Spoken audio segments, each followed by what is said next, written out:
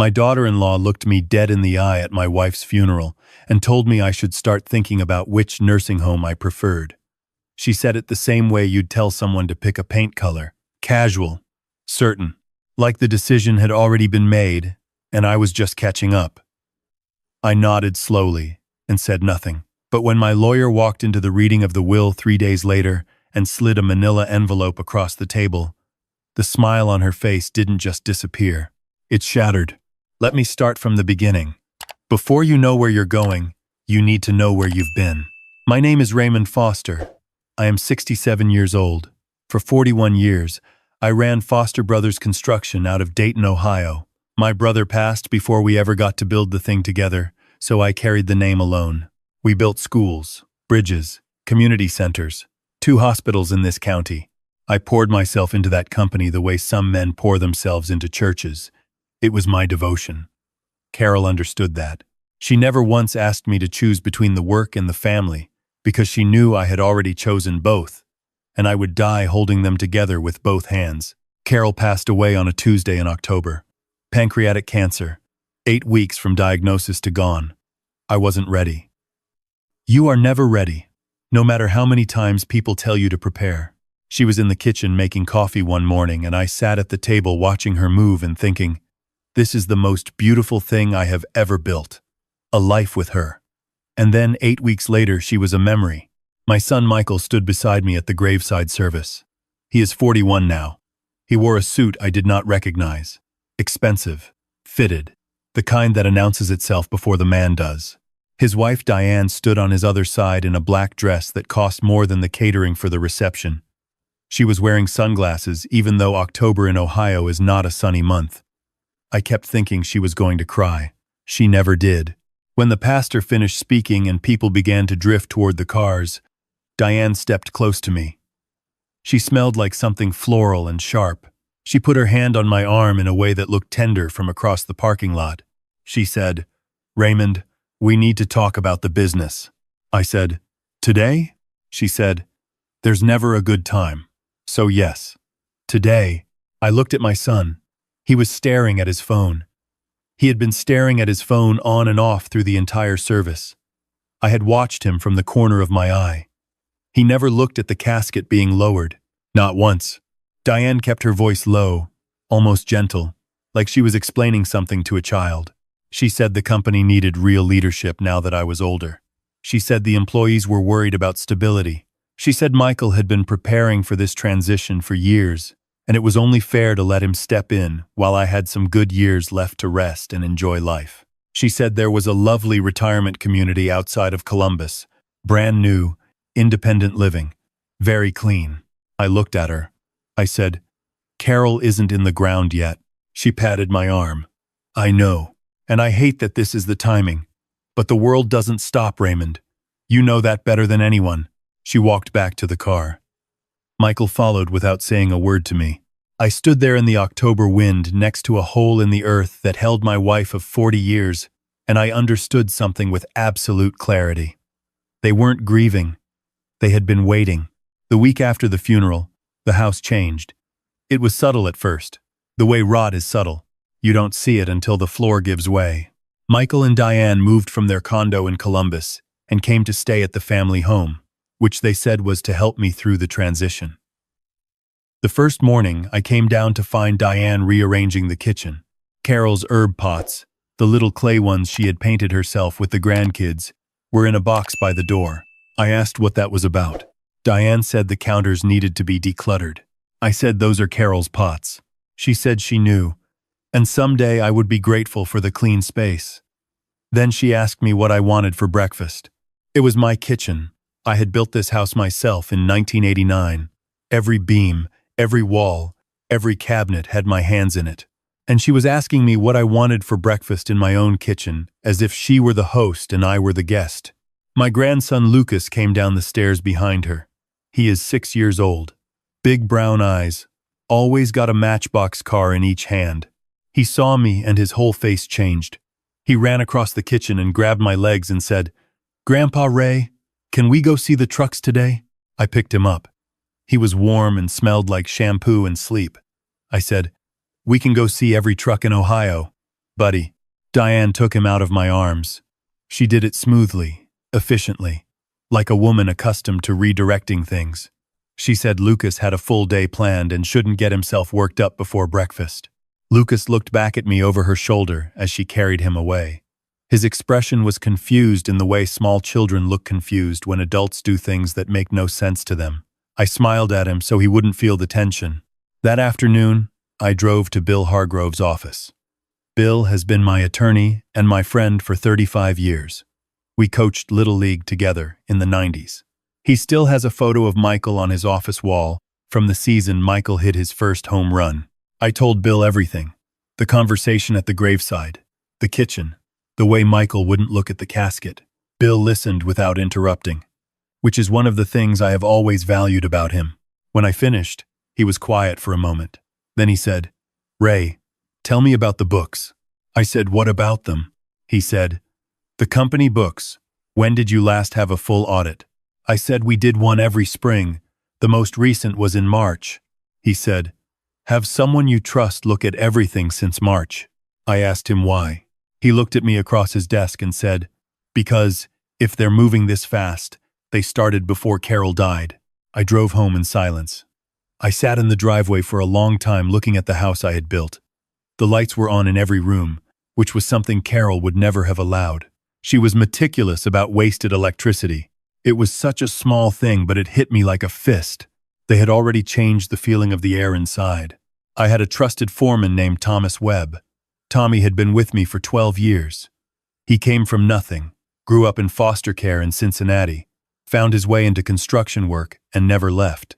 He was the most honest person I had ever employed, and that included myself on bad days. I called him that night on a line I knew wasn't being monitored, and I asked him to meet me the next morning at the old storage warehouse, the one we used before we moved to the main yard.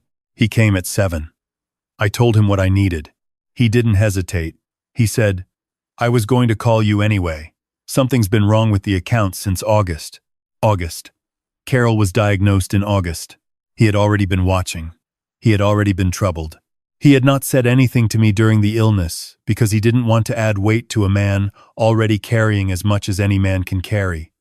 I could have been angry about that, but I wasn't. I understood. Over the following 2 days, Tommy pulled every transaction log he could access. What he found was not complicated. Complicated things are easier to hide. This was brazen. $42,000 moved from a subcontractor escrow account to a shell company registered in Nevada. The company had no website, no employees, no address that resolved to anything real. $19,000 in cash advances from the company operating line, taken out in increments small enough to avoid automatic flags. And at the bottom of the ledger, circled by Tommy in red marker, a pending transfer of $280,000 from the employee pension account. The pension account, 31 employees. People who had spent their working lives trusting me to protect their retirement. Some of them had been with me for 20 years. Tommy himself had 5 years vested. The transfer had not yet gone through. It was waiting on a second authorization code. Mine. That was why they needed me to sign everything over quickly. That was why the nursing home was already picked out. They needed my signature to unlock the pension fund, and they needed me gone before anyone noticed what was missing. I sat in that cold warehouse looking at the numbers, and I felt something inside me get very still and very hard. Not angry, past angry. There is a place beyond anger that feels like stone. That is where I went. But there was something else. Something that had been sitting quietly at the back of my mind since the morning Diane pulled Lucas away from me in the kitchen. The way she panicked. The disproportionate reaction of a woman with no genuine reason to keep a grandfather away from a 6-year-old boy. I called Tommy back that afternoon. I asked him one question. I said, "Do you know what blood type Michael is?" He looked at me like I had lost my mind. He said no. I told him what I was thinking. He was quiet for a long time. Then he said he would find out what I needed. It took 3 days. Tommy had connections at the hospital where we had done the renovation on the East Wing 5 years earlier. He didn't get medical records, nothing like that. He just found out, through a source I will not name, that Michael had a documented medical condition noted during a workers' comp physical he had done when he briefly worked construction in his 20s. a condition that the doctor had been required to disclose for certain insurance purposes. Congenital infertility. Documented at age 24. Lucas was born 6 years ago. Michael has known since he was 24 years old. Lucas is not my son's biological child. I sat with that information for one whole night. I did not sleep. I sat in Carol's chair in the living room with the lights off, and I thought about every time I had held that boy. Every birthday, every Christmas morning, every Saturday morning in the truck yard watching the excavators.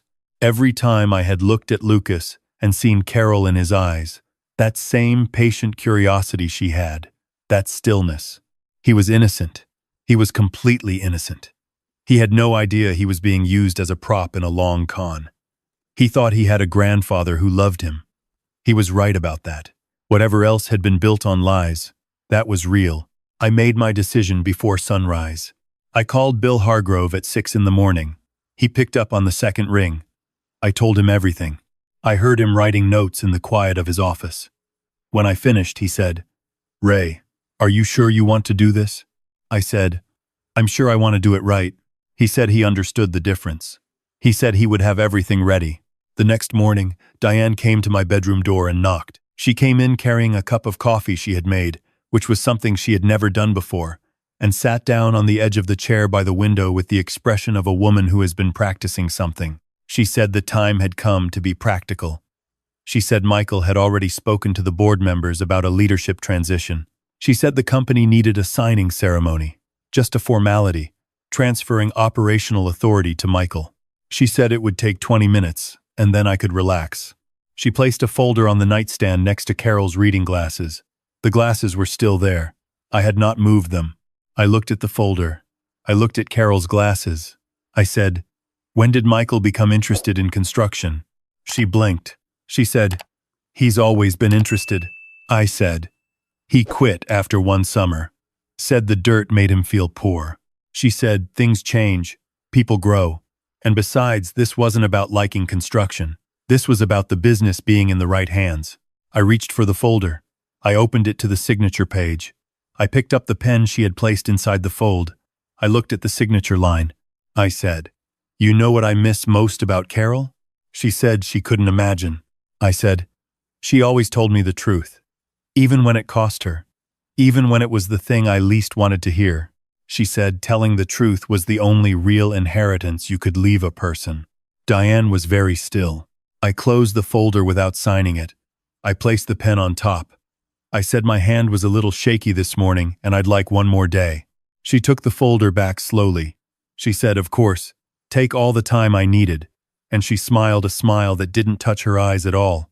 She said she would check on me later.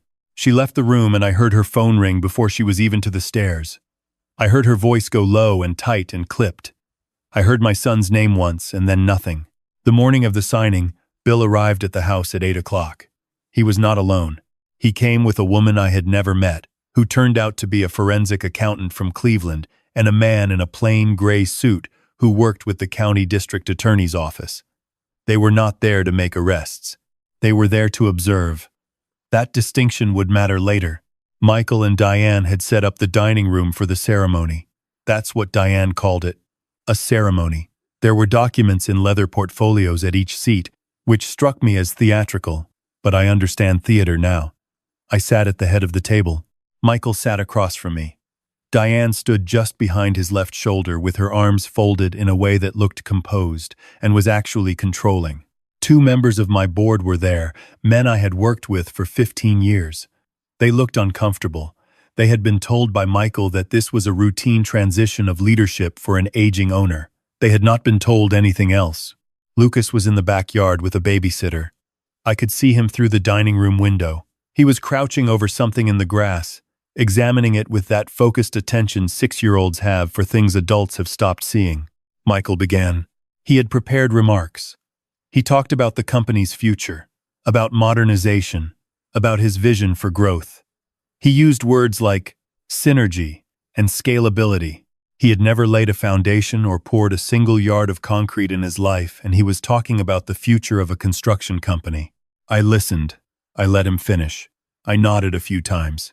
I kept my hands folded on the table. When he stopped talking, He slid the first portfolio toward me. He said, "Dad, this is the moment. You've earned your rest." I looked at the portfolio. I looked at my son. I tried to find the boy I had raised in the man sitting across from me. There are parents who tell you they never stop seeing their child in the adult face. I was not able to do that today. The man across from me was a stranger wearing my son's name. I said, "Before I sign anything, I'd like to address something." Diane shifted her weight. Michael's jaw tightened. I reached down and opened the briefcase Bill had left on the floor beside my chair. I placed 3 documents on the table. Not a stack, not a pile. 3 separate documents, laid flat, each one facing outward, so every person at that table could read the header. The first was the forensic accounting summary. The missing funds, the shell company, the pending pension transfer, 43 pages. The second was the employment medical document, the record of Michael's condition, dated when he was 24 years old. The third was a letter from a licensed genetic testing service. Tommy had managed to get a hair sample from Lucas's winter coat. I had provided my own. The letter was brief. The probability of grandparentage between the adult male sample and the child sample was 0.00%. Lucas shared no genetic material with me or, by extension, with anyone in my family line. The room was silent. Diane moved first. She said, "Where did you get those?" I said, "The same place I got everything in my life. I worked for it." Michael was staring at the medical document. His face had gone the color of old concrete. He said, "That's private. You had no right." I said, "Michael, look at me." He looked up. I said, "You let me hold that boy on the day he was born. You called me from the hospital crying, and I thought those were real tears. I drove 4 hours in January to be there. Your mother was already sick. She didn't know it yet, but she was already sick, and she held Lucas for 2 hours in that hospital room, and she cried because she thought he was the continuation of something. She thought he was the future." Michael looked away. I said, "Did she die knowing?" He said nothing. "Did your mother die believing Lucas was her grandson?" Diane said, "This isn't relevant." I said, "Diane." I said it quietly. One word. She stopped. I said, "You have not spoken a true sentence to me since the day we met, so I'm asking you to please not speak right now." The forensic accountant in the corner cleared her throat softly.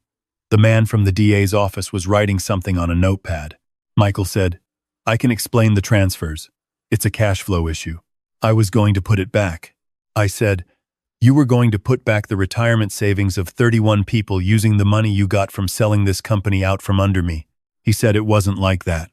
I said, "The pension transfer is pending my authorization. I am not authorizing it. That money will be returned to the accounts it was taken from by the end of this week." One of the board members leaned forward. He said, "Ray, the amount you're describing, that's a federal matter." I said, "I know what it is, Dan." Michael stood up. He said, "Dad, please, we can work this out in the family. You don't need these people here. This doesn't have to go anywhere it doesn't need to go." I said, "You planned to have me committed, Michael. You had already called the facility." He opened his mouth.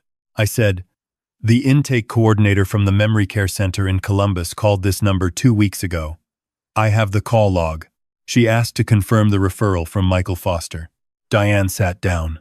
Slowly, like a building losing its foundation. I said, "You were going to take the company, take the house, take the pension fund, and have me medicated in a locked room in Columbus while you dismantled everything I built." I paused. "And Lucas, you were going to use that little boy as the key to Carol's trust provision. The clause that says the estate transfers to a direct biological descendant. You knew he didn't qualify. You knew the whole time." Michael started to say something about how it was complicated and there were lawyers and the situation wasn't what it looked like. I said, "Sit down." He sat down. I reached into the briefcase one more time. I placed a single document on the table. It was 2 pages, already signed by Bill and witnessed. I said, "This is the revised operating structure of Foster Brothers Construction. Effective today, Thomas Webb is appointed general manager with full operational authority. I retain ownership. You, Michael, are removed from any fiduciary or directorial role, effective immediately. The board will oversee operations alongside Tommy until a permanent structure is established. Dan, the board member, was nodding slowly. He said, "Ray, we'll support whatever you need." I said, "I know you will, Dan. I appreciate that." Diane said, "You can't do this." I said, "I just did." She looked at the man from the DA's office. She said, "Who are you exactly?" He looked up from his notepad and introduced himself by name and title. He said he was there in an observational capacity today, though he expected that to change soon depending on what the accounting review confirmed. Diane's composure dissolved the way ice dissolves when you first understand that the temperature has changed. It doesn't happen all at once. It happens in small collapses. First the shoulders, then the hands, then the face. Michael put his head down on the table. He stayed that way for a long time. I pushed my chair back. I stood up without holding the armrests, because my back was straight and my legs were steady. I had not shuffled or trembled or stared into the middle distance in 3 days. I had set that performance down the morning I made my decision, and I had not picked it back up. I walked to the window and looked out at the backyard. Lucas was still crouching in the grass. The babysitter was sitting on the back step. The boy found something, a rock or an acorn or a beetle, some ordinary thing the world had left in the yard. He held it up to the light. I watched him for a moment. There are decisions you make with your head. You reason through them. You weigh the costs. You consider what is practical and survivable. And then there are decisions you make somewhere deeper than reasoning, in the place where grief lives, where Carol's voice still comes to me sometimes when I am very still in the early morning. I had made this decision before sunrise on the second night. I had not told anyone yet, not even Bill. But I knew. I went to the back door and opened it. The babysitter looked up. I told her she could take the afternoon off. I would keep an eye on him. I walked across the grass. The ground was soft from the rain earlier in the week. Lucas looked up when he heard my footsteps. His whole face changed the way it always does. That immediate unself-conscious joy that children have before life teaches them to be guarded. He said, "Grandpa Ray." I crouched down next to him. My knees made the noise they make now. He showed me the acorn he had found, a big one, still with the cap on. I said, "That's a good one." He said, "I'm going to plant it." I said, "Then we'll need a good spot." He looked around the yard with the serious expression of someone choosing real estate. I thought about the oak tree in the backyard of the house Carol and I rented when we were first married. The one that was already big when we moved in, probably 40 years old then, planted by someone we never met. I thought about all the things that are built for people who are not yet born. I said, "Lucas, can I tell you something?" He looked at me. I said, "Whatever happens in the next few weeks, whatever changes, you and I are going to be okay. Do you understand me?" He thought about it with that 6-year-old seriousness. Then he nodded once like a man deciding. I said, "Good." He went back to the acorn. I stayed crouched next to him in the damp grass. This boy who was not my blood and was entirely my family. And I stayed there until the sun moved behind the tree line and the air got cold enough that I could see our breath. Inside the house, things were being set in motion that I would leave to Bill and to the law and to the people whose job it is to follow paper trails and untangle the consequences of choices like the ones my son made. I did not need to be in the room for any of it. What I needed was to be in this yard, with this boy, making a plan for where to plant an acorn. In the weeks that followed, Michael and Diane left the house. They did not leave graciously. Graceful exits require a kind of self-awareness neither of them had cultivated. But they left. The DA's office had questions. The forensic accountant had more. Bill said it would take time. These things always do. But the paper trail was clear, and the digital records were unambiguous. And people who steal from retirement accounts do not typically have comfortable futures. Tommy took over day-to-day operations at Foster Brothers. He was uncomfortable with the title for the first month, and then he got over it the way capable people get over discomfort, by working. The employees noticed the change. It was the kind of change you feel before you can name it. The air in the yard was different. Tommy knew everyone's name, and what was happening in their lives, and which of the trucks was running rough, and which project was behind schedule, and why. He knew the work the way I had always known the work, from the inside. not from a spreadsheet. He came to me one evening with a copy of the quarterly projections. He sat across from me at Carol's kitchen table, the herb pots back on the counter where they belonged, and he walked me through the numbers with the patience of someone who has never taken anything for granted. I said, "Tommy, how did you end up in construction?" He thought about it. He said, "A man at the group home where I grew up took us to a job site one time. I was 12. He let me carry lumber. I don't know why, but I never wanted to do anything else." I said, "Carol would have liked you." He was quiet for a moment. He said, "She did like me. She sent me a card when I made foreman, a handwritten card. I still have it." I looked at him. He said, "You didn't know about that?" I said, "No." He said, "She wrote that she was proud of me and that she hoped I knew I had a family here." He said it straightforwardly, without sentiment, just as a fact being reported. I put it on my refrigerator. It's been there 6 years. I excused myself for a moment and went to stand in the hallway. I was not crying. I was just standing in the hallway where Carol used to hang the season wreath on the hook by the door, and I was letting myself feel the full weight and grace of having been married to that woman for 40 years. Then I went back to the kitchen, and we finished going over the projections. Lucas stayed. That needs to be said plainly, because the people I love most deserve plain speech. My attorney worked with the court to establish guardianship on an emergency basis, given that both parents were under active investigation. It was not a simple process. Simple is rarely the word for the right thing.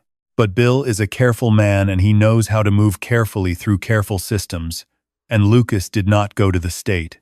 He came to me. He has his own room now, the one that used to be Michael's. I repainted it because he asked for blue. We planted the acorn in the back corner of the yard, near the fence where the ground is soft and the afternoon light comes through. It will be years before anything shows. That's the nature of oaks. You plant them for the people who come after. He calls me Grandpa Ray. I never asked him to. He just does. Some mornings, he comes down to the kitchen before I'm dressed, and I hear him moving around. And for 1/2 second, before I'm fully awake, I think it's Carol. And then I realize it's not Carol. It's this small boy in dinosaur pajamas, getting himself a glass of water with both hands on the cup, because he's not quite big enough to manage it with one. It is not a small thing, that 1/2 second. Grief is strange. It makes room for things. I am not a man given to conclusions or to speeches. I have spent my life in the physical world, in the weight of materials, in the keeping of promises made to wood and steel, and the people who trust their lives to the things you build. But I will say this. I believed for a long time that legacy was something you left in the ground. Foundations, structures, things that outlast you because of their mass and their permanence. I built half the public buildings in this county, and I was proud of that pride, and I am not ashamed to say it. But the only thing in my life that has kept standing through everything is the thing Carol understood before I did.